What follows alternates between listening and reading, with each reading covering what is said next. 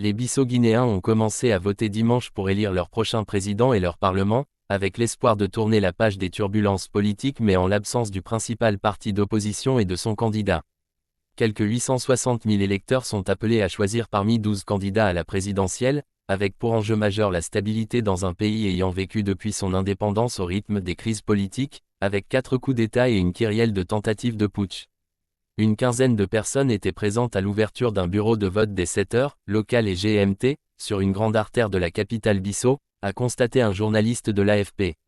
Assis sur une marche en attendant de glisser son bulletin dans l'urne, Alamar Bidintile, un chauffeur de 40 ans, attend du prochain président du changement en construisant des infrastructures et de la stabilité. Je vote depuis que je suis jeune mais depuis il n'y a pas de changement dans le pays. Cette fois-ci, j'espère que ce sera la bonne, confie à l'AFP Mayossa, 53 ans, ouvrier, un casque de chantier sur la tête. Avec près de 40% de sa population vivant sous le seuil de pauvreté, la Guinée-Bissau figure parmi les pays les plus pauvres au monde et est réputée être une plaque tournante du trafic de drogue entre l'Amérique latine et l'Europe, favorisée par l'instabilité politique du pays. La fermeture des bureaux de vote est prévue à 17 heures. Les premiers résultats provisoires sont attendus au plus tard jeudi. Le président sortant Umaro Sissoko Embalo, 53 ans, est donné favori pour remporter l'élection dès le premier tour.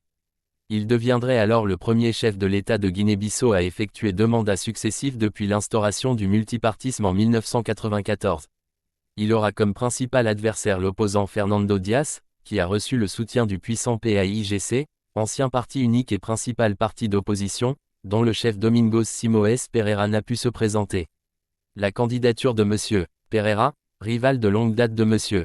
Embalo est revenu récemment d'exil pour se présenter, a été rejeté par la Cour suprême qui a jugé que son dossier avait été déposé trop tardivement. Manipulation. Le PAIGC, parti historique ayant mené le pays à l'indépendance par les armes en 1974, a été exclu également pour un dossier trop tardif, des législatives qui se tiennent également dimanche, durant lesquelles seront élus les 102 députés du Parlement.